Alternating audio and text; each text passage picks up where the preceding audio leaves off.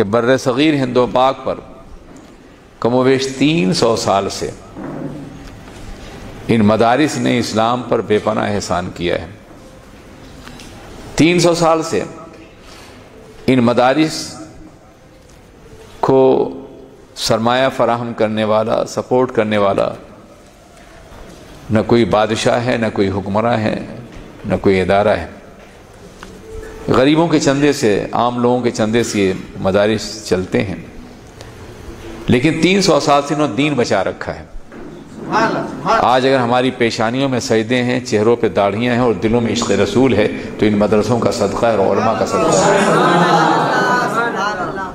ورنہ جن علاقوں میں مدرسوں کو ختم کیا گیا وہاں دین ختم ہو گیا۔ مثال کے طور پر گزشتہ صدی کی ابتدا میں کمیونزم کا انقلاب برپا ہوا اور آدھی دنیا پہ ان کا قبضہ ہوا۔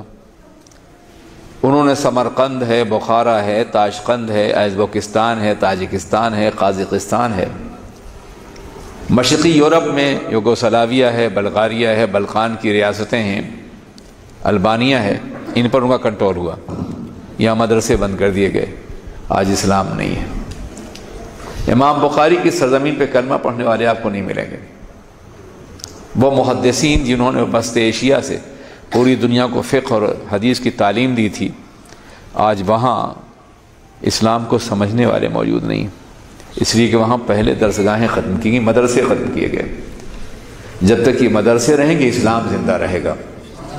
اس لیے انہیں چھوٹا یا کمتر مت سمجھیے، بلکہ انہیں اسلام کی روح اور اسلام کی زندگی تصور کیجیے، تعاون کیجیے، مدد کیجیے، بڑھائیے اور کوشش کیجیے کہ صرف غریبوں کے بچے نہیں بلکہ سرمایہ داروں کے بچے بھی دین پڑھیں۔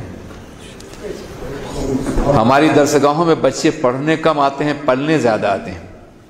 یہ اور بات ہے کہ ان میں اللہ کچھ لوگوں کو پیدا کر دیتا ہے جو دین کی خدمت کرتے ہیں۔ آپ ذرا سوچیں کہ آپ کے شہر میں جو بچے پڑھنے آئے ہیں وہ آپ کے شہر کے نہیں ہیں بلکہ کہیں دور سے آئے ہیں۔ آپ کے بچے دین کیوں نہیں حاصل کرتے؟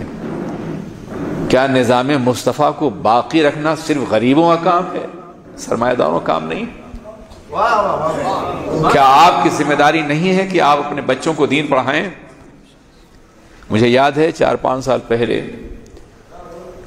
پاکستان میں ایرو ایشیا کے مالک فلائٹ چلتی تھی، یعقوب تبانی نے ایک جلسہ رکھا ایک بڑے ہال میں اور وہاں کے سارے سرمایہ داروں کو جمع کیا۔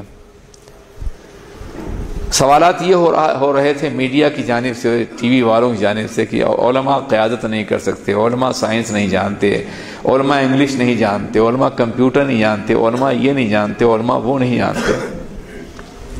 میں نے کہا کہ یہاں کئی سو سلیکٹڈ گیدرنگ ہے پورے کراچی کی، ہاتھ اٹھائیے کہ آپ میں کسی کا بچہ عالم ہو رہا ہے۔ سناٹا۔ میں نے کہا آپ ہم سے شکایت کرتے ہیں، کیا نظام مصطفیٰ آپ کا نہیں ہے؟